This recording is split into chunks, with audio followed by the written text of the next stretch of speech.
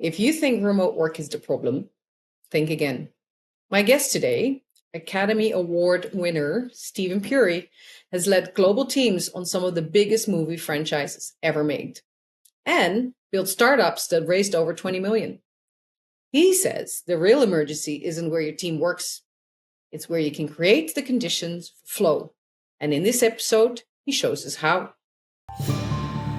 Leadership today isn't just about scaling. It's about navigating constant uncertainty, market disruptions, and high-pressure decisions. If you're dealing with chaos, bottlenecks, and relentless pressure, welcome to the Business Emergency Room. Hey, thanks for tuning in. I'm glad you're here. I have a real treat for you. We have a guest today who has a very interesting backstory. And I dare to say that all of you will be interested in what he has to say. I am 200% certain because my guest today is Stephen Puri of the Shuka company. He is actually an Academy Award winner for visual effects and spent most of his life in the movie industry. And he's worked on some stuff that we all have seen, including stuff of the Die Hard stuff and Star Trek and Transformers and much more. He's also an entrepreneur and raised lots of money for his own tech companies to actually produce visual effects for these productions and these companies. He's worked with DreamWorks. He worked with 20th Century Fox. And he's here to talk to us today about all he learned in that space and all he's doing now. So I'm very happy you're here. Welcome, Stephen. I appreciate the opportunity to share some knowledge. I will mention that everything I'm going to share, I hope that people listening, playing at home in their cars, can hear this with the understanding that my experience has been, as you said, both as being a senior executive at a few motion picture studios, working on the Die Hard franchise, Wolverine, Transformers, Star Trek, as well as raising over $20 million of venture and running 3 startups, 1 successful exit, 2 fails. So it's been really interesting to see what are the characteristics of the high performing teams across both these 2 fields. Yeah, and what we're going to talk about, we've just established that I don't have any eloquent terms for it. My working term was that we are going to talk about non-co-located teams, which is an awful term, and we're going to get much better to actually talk around that challenge. We're going to talk about people and people dynamics and people working together that are not in the same place or not even in the same country. That is much of my career, much of your career too, I understand. I love that. To me, it works for lots of reasons, but I've also seen it be definitely the cause for many a business failure and a business emergency and misperformance. I'm just messing up my words even worse. But for it's a very troubling subject. I know. Yeah. Yes. See? That's why we're in the ER. Yeah, exactly. So you actually are very eloquent about this subject, and you talk about flow states, which is a really eloquent and beautiful sounding words. Can we start there, Stephen? Can you start talking about flow states, and can you relieve me of trying to explain all this? Yes, and you've set the bar high now saying that I'm eloquent. So let me strive to make this interesting and helpful. So one thing to point out about remote teams, which we can call non-co-located, as you said, distributed teams, asynchronous teams, we all have different words for it, right? Is that for many verticals, the pandemic was a shock to the system. I can't be in the same room. We can't be under the same fluorescent lights for 10 hours a day. We're going to kill each other. Zoom became a verb. In film, for 100 years, every film goes through the natural process of remote to hybrid to in-person to hybrid and remote. So leaders know how to lead through those periods, and individual contributors know how to contribute. So films begin with writers writing remotely at home, their coffee shop, their friend's house, their writing partner's place. You get some money, some interest in the script. There's a production office. A couple of days a week, you're in the office. You are getting notes. Brad Pitt will star in this if you rewrite it this way. The customer wants to know, what do they wear? The location scout wants to know, what does it look like? Then it's RTO. You're on set all day, all night for months on end. Then it goes back to hybrid and remote. And that was very interesting to me to see, oh, wow, in film, you would never call it the remote period of film, the hybrid period. But in actuality, that's what they are. You just call them prep. You call them development, post-production, things like that, right? And the way in which leaders lead, I thought was very interesting there. People sometimes attribute problems to distributed work that are absolutely about being distributed, being disconnected. But sometimes that I've noticed, the problems that they attribute to remote work, I don't know if this person is working.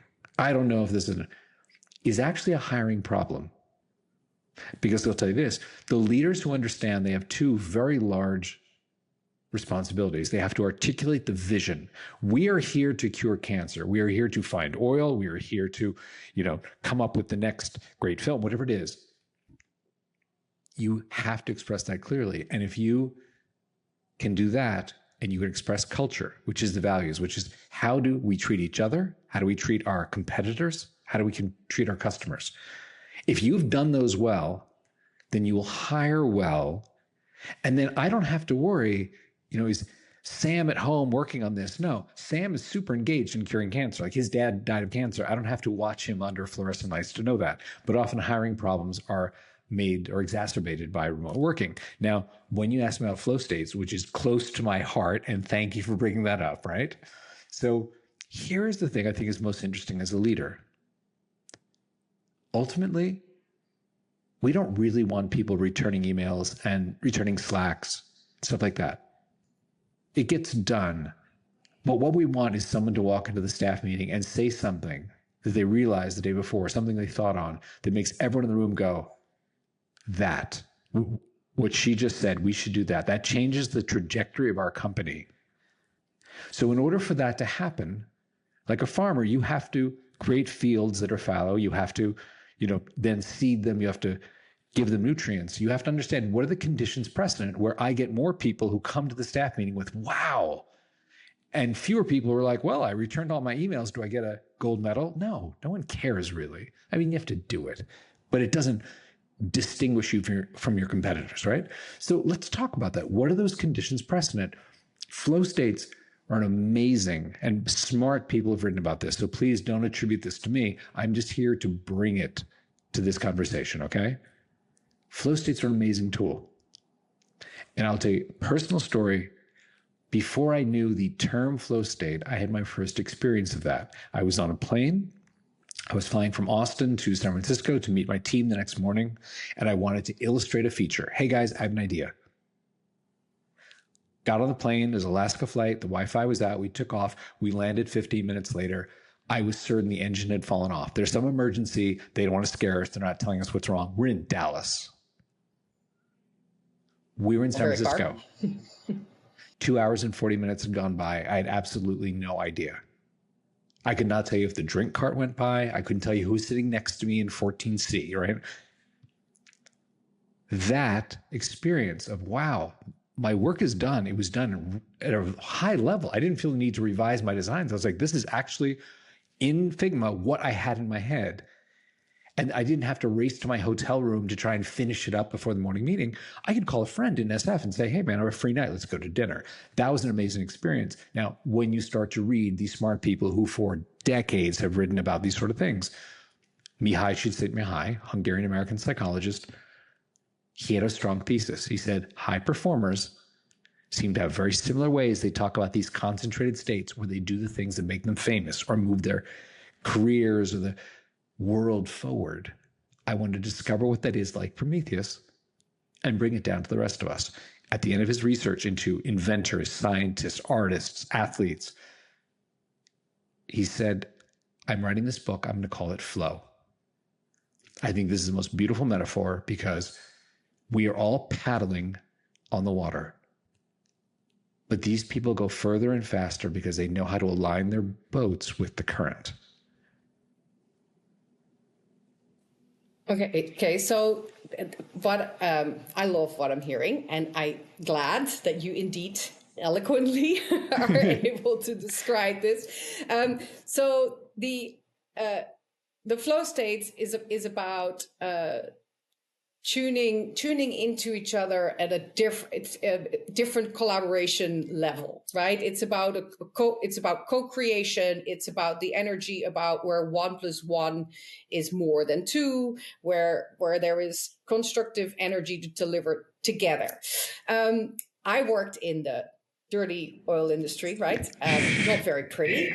You worked in film. You were working on creating on the creative process with a lot of creative people, and yes, also lots of technical people. But your end product was something visual. To me, misalignment. And misalignment gets worse when people are not seeing each other enough and are not connected, right? So misalignment is often also driven by not understanding the vision that everybody is working towards. So people are working on different things. I would imagine, or my mental model then is, if you're working in the film industry and you're working towards something, that the vision of what that may look like is maybe better or prettier or better able described by most involved than if you're working in oil and gas and you're working with a whole bunch of engineers who are maybe like me, not very well equipped to eloquently describe some of these things. So can you talk to me about how do you work on creating that, assuming you hire the right people? If you hire well, I think you're asking about what are the conditions precedent that enables your team to do great things? Okay, so let's talk about that. Even if they're not together, because there must be something there around creating the joint picture of where you're trying to get to that allows then for people to contribute from their flow. Yeah, one of the things that Mihai wrote about is he said, I've studied like jazz musicians where they are in a flow state together and creating.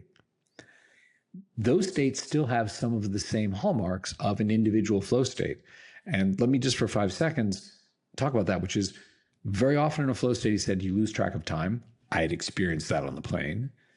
You block distractions. You're not interested in the drink cart. You're not going to the bathroom. You're not doing chatting with your seatmate, right? In my example, you have to be doing something that is meaningful to you, that is challenging to you. You have skills that apply, right? These are all sort of conditions precedent. So if as a leader, what you ultimately want is you want people not only to do great things to contribute to the team, but to feel that they have done great things because that builds retention, right? I am able to do the things that I'm proud of here at this company. I want to stay, right? Even sometimes more than financial remuneration, right? Yeah, because as you were talking, I was thinking, even if I don't love my job or I'm not in my dream profession, or I don't even know what my dream profession is, if I feel part of the team and if I feel what my part in this and what I can bring to the table is valued and is of value, I can still get in that state. Yes. I don't need to have absolute passion around my job in order to get to that state from a professional perspective. That is very true. It doesn't have to be absolute passion. You do have to believe it's meaningful, though. Like you're not going to get into flow stapling papers, or filing things, or doing database updates. It is something where you say, you know what, I know what I'm going to do is going to have an effect, right? It goes back to the idea of, should work be measured by the effect of what we do, or should be measured by hours or where we do it? And I'm obviously a proponent of it should be measured on the effect. Like if someone comes into my staff meeting and changes what we're doing in a great way, I honestly don't care if they spent 15 minutes at the beach yesterday doing that. The effect is huge. My hat's off to you if you do that in a way that keeps you healthy and you want to stay here, as opposed to, like sleep under the desk all night to prove how hard you worked, right? That's a different way of thinking. So that said, well, I've also never heard of anybody micromanaging stapling. So if somebody has hired somebody to staple, that's not necessarily where they're saying you need to be co-located by me, right? Nobody ever said, oh, I need to sit right next to you whilst you staple all these papers together. Intriguing, right? I will tell you, in film, there is crazier stuff you wouldn't believe. Like a friend of mine was the assistant to Ben Stiller. There's a famous story in Hollywood where Ben Stiller was served a glass of Diet Coke with ice cubes, and it had condensation on the glass, and he was furious. So he had the assistant come in, get him a new glass with ice and Diet Coke. Of course, it had condensation. It's the summer in LA. There's humidity, right? So my friend, who's now executive at Paramount, at the time, he was Ben's assistant. And he had to explain to Ben after the second round of being screamed at for there being condensation on the glass. He said, Ben, it's physics. It's humid in here. You asked for ice cold Diet Coke. There's going to be condensation. It's not that I'm doing something wrong. I'm just giving you a glass of cold Coke, okay? True story, funny thing. So yes, you'd be surprised the micromanaging that happens. But as we say in French, let us return to our sheep. Yes. So I'm a leader. I am curious, what are the things I can do with my team to encourage them to do great work, to feel good about it, to retain them, to do that sort of thing, right? Here's some actionable things. Number one, start to be sensitive to chronotype. Because as you may have people, like you said, asynchronous, distributed, remote, right? They're across time zones. Now, all of us, if you understand the concept of chronotype, it means there are times of day when you are more adept at doing certain kinds of things. Personal example, I've found that when I get back from the gym around 6 in the morning, I have 3 hours of clarity. I can write my best code at that time. When I do I'll write until 2 a.m., I may write a bunch of code that I end up rewriting or optimizing later, right? It's just the reality. So I started to learn like, okay, you know what? If I'm going to write that blog post, if I'm going to write code, this is when to do it. Synchronous stuff. Oh, let's have Zoom meetings. Let's do a podcast, with you and do the business PR. You notice it's 2:30 in the afternoon for me. This is a very deliberate choice. Happily works with your time zone too. So here's a thought to you is, as a leader, if you want to help people have themselves open up to themselves, encourage them to document this for a week or two. Just say, hey, you know what? I'm not going to ask you to read this, but jot down generally what you work on different times a day for the next 5 days or 10 days. Oh, I worked kind of 8 to 10 on accounting stuff. And how did you feel about it? And then look back after that 5 days or 10 days and see the pattern. Go, you know what? Whenever I try to do creative work after lunch, I always feel bad, like feel stuck. But when I do it right after my morning walk, it's great. I should start doing that. And then with your team, find the pockets of time when you should say, you know what? I would like us all to have this time sacred to do the work that moves the company forward. I tell you what, for this hour, 2 hours a day, whatever it may be, we are not going to set Zoom meetings with each other, team meetings. I'm not going to Slack every 5 minutes. Hey, Marta, where's your TPS report?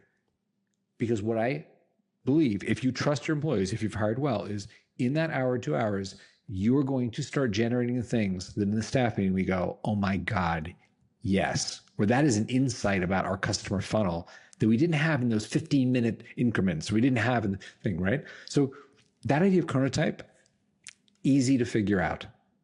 All you have to do is document it. And in my experience, so I worked almost all of my career in this kind of setup, right? And yes, I totally agree that this is a must for people, and undervalued and underused. At the same time, if there is extreme disbursement of teams, that's the challenge is that with different time zones and the need to connect and stay up to speed sometimes goes against it. So we've had experiences where we would then concentrate having some of the meetings and the connects over 3 days or 2 days in the week, right? A bit spread out. And then there was other days that were very deliberately on this project. That's not a day for cross-continental meetings. Perfect. And stuff. That's Absolutely. A day for people to work in their own location so that they can indeed structure their own days. And I used to joke when I was an individual contributor that I wanted to get to a level of a job where I had more control over the communal agenda, because I am actually extremely one of those people who operates at different times, and having some control over that makes me work so much better than towards somebody else's agenda or rhythm, right? It is amazing when you feel agency, how much more empowered you feel. Yeah. It's true. And how much more you love your job, and ultimately, actually, how much more I typically worked. Right? There you are. So I think everyone listening, it's an intelligent crowd that listens to this podcast. They understand this notion of, yes, across distributed time zones, sometimes you have only minimal overlap and you have to schedule synchronous stuff then.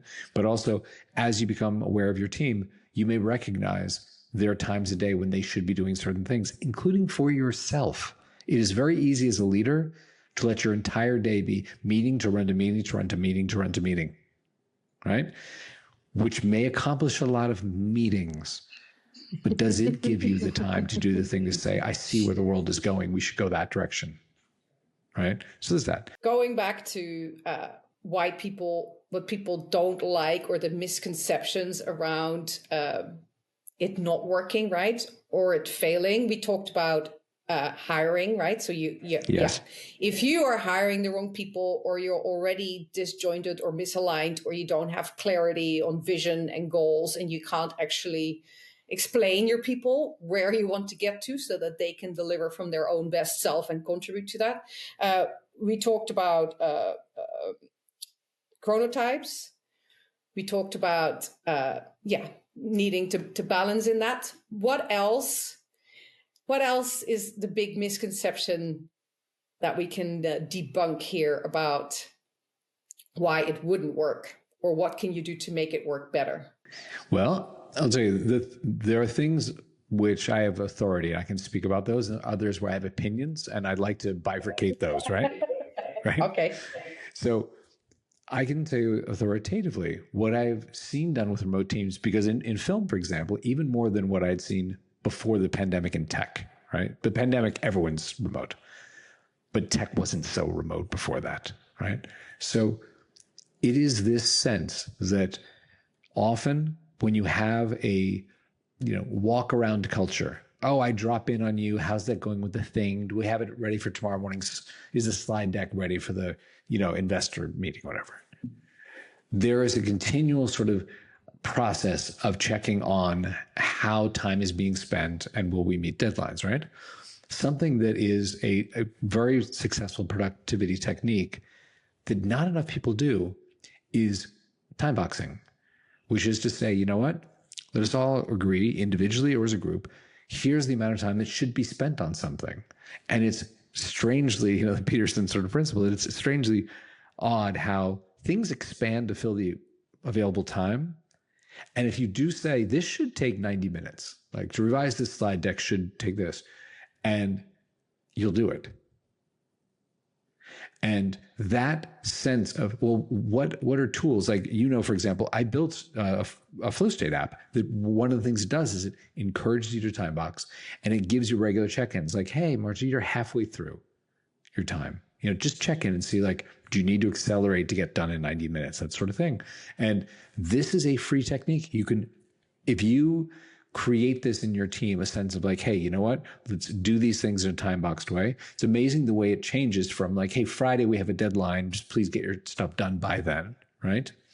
So easy to implement and has a high return, especially when you're not doing the walk around sort of management. Yeah. Yeah, I like that too. Although, so somebody like me, who I don't love structure. I don't live in post structure. Let's put it. Like, this sounds terrible, Stephen. Yeah. And so for me, some of what you're saying kind of feels a little bit of as if it goes against the grain, because I'm one of these people who broods. So if I'm conceiving, I'm working on it, but I don't look as if I'm working on it, right? And then, but I always say, once I do a dump on paper, when I actually do write the idea down, or kind of, my first draft is pretty amazing. And it doesn't need a lot of revisions because it's in here and I visualize it. I have a question for you. That's how I operate. Are you talking about when you're conceiving of a new thing, like you're being creative? Yes. Okay, let's talk about that for a moment. So my first job out of USC when I was transitioning into film was I worked at an ad agency run by two guys that were 20 years into doing promo, very well respected, like Mad Men of Hollywood, right? They teamed up and I was one of their first hires. My job was when movies came in, we did trailers and commercials for movies, right? When movies came in from our clients, largely Warner Brothers and Buena Vista, which is Disney, I would assign them to writer producers. Oh, Sam, you did that great job with that Will Ferrell comedy last. We have another one from Sony, right? Mm-hmm. One of the two principals came into my office one day, and I'm 20 years old this time. And by the way, he always calls me Stevie for the point of the story. He's the only person in my life who's ever called me Stevie. So he comes in and goes, Stevie, you know Bart. I was like, there's a guy in the vault I met named Bart. Yeah, what? Because you ever give Bart a movie to write a trailer? I was like, you mean Bart, the guy who drives around Hollywood delivering tapes and coffee? Like, no, I haven't, Jeff. Where are you going with this? He's like, I got an instinct, Stevie. Jeff, you're the boss. Done. Let me give him something. Give him a shot. So I found a movie that Warner Bros. Had sent us that had like a month deadline. So if in a week he's like, I can't do this, we give it to a pro, they bang it out, right? 2 days later, Jeff comes to my office. Stevie, so what'd you give him? I named this movie. He goes, okay, cool. You check in with him? I was like, no, I'll give him a couple more days to work on it. He's like, okay, fine. What else did you give him? Jeff, he's never written a trailer before. I was not going to give him, he's going to blow his brains out. Jeff said, listen, Stevie, let me teach you how creativity works. It's always about the other thing. You give Bart one thing to focus on. He's going to stare at that with little beads of sweat coming down his temples, and he's going to write the most obvious B version of that trailer you can imagine. The part of your brain that does the, chocolate and peanut butter. Wonder if those go together. He's like, that's the part you don't think you're thinking about. So you have to give him something else to stare at. So he has that great idea and he does the thing that you go, wow. Can I tell you in 20 years in film and tech, how many times I've seen Jeff proven correct? I always do that now. And if you've ever noticed, there's a great book on this. Let me say one more thing. It's a great book. Anyone who wants to read more about this, there's a book on the neuroscience of this called The Net and the Butterfly by Olivia Fox-Caban and Judah Pollack. And it talks about the executive mode network and the default mode network. And the default mode is that little baby that's like, I don't know, what does a cell phone taste like, you know? Well, the executive mode is like, I got to get to work on time. I have to do my slide deck. I have to turn my term paper. And it's only when the executive mode network is busy that the default mode is like, let me go play. And that is why sometimes you may have experienced this. You have that weird, great idea for your book, your website, while you're driving, showering, doing the dishes, walking, right? You can create, again, those conditions precedent. When you need something like you said, it's not done by saying, Marty, you have this many minutes, I'm staring at you. It's done by saying, like, here are a couple things to think about. Back to you. So the time boxing is more to get some reality around expectations within a team about if it takes more time, something's going wrong here. So it's like, yes, are you using it in the context of, yes, I'm giving you my intent, as in like this is what whatever I've tasked you to do needs to do when you push it back to me, but also an expectation on where how complex or hard or labor intensive that I think that should be. And if you're getting on with it and it proves to be really wrong or very different, then I need to know about that. Yeah, then exactly. I might not have been clear. Then we might need to fine tune, or then maybe I don't want it done because then it's going to be really costly because you're not cheap. Yes, no, it is setting an expectation. And you're right. And we are human. Hopefully we're doing things that are at the edge of what we are capable of doing. So you discover things. You know what? I was going to do the thing assigned to me. I discovered it's actually a much larger, more intricate thing to do it right. It's going to take 4 hours, not 2. This is why. Okay, thank you for discovering that. Yeah, and I think actually that AI. I don't know if it's helping yet, but I think it lays for a lot of people bare how poor we actually are at giving clear instructions on what it is we're expecting, right? I think if you want to work with people that are not right next to you, where you can't repeat the prompt 700 times and where you don't see the eye roll because they don't get it, or where you don't notice that they came in this morning, they didn't look like their normal self, and so something else might be going on. So true. You know, yeah, the prompt is the same thing, right? And AI is very patient with us, but you put stuff in here and you think it's utterly clear, and what it comes back with, you're like, no, that's not anywhere near what I asked or said. Yes. And let me point this out, which is you referred to AI, and I think what you're talking about in this instance is really large language models like LLMs, right? And this is one of the things that needs to be pointed out because people conflate AI and LLMs. LLMs, the way they're currently structured, are glorified autocomplete. They are not actually looking for solutions to problems. What they're doing is saying the string of words or ideas is most probably followed by this next one. And they just string together autocompletes. It is the nature of them, which is why you have these massive pre-training data sets where someone had to go in and go, that's a picture of a dog, that's a cat, that's a tree, right? What's interesting is there's a counter theory of how we're actually going to get to true, like super, AGI. And that is, the acronym is called OAK, which is about starting from zero, as opposed to saying, here are 1 trillion tokens. Now, please take Martin's new prompt and try and figure out the probability of which token she wants next, right? Which is what they do now, right? There's no thinking, is the illusion of thinking. There is no way predicting that from my brain. Right, this is very true. Now, with Oak, here's the interesting thing.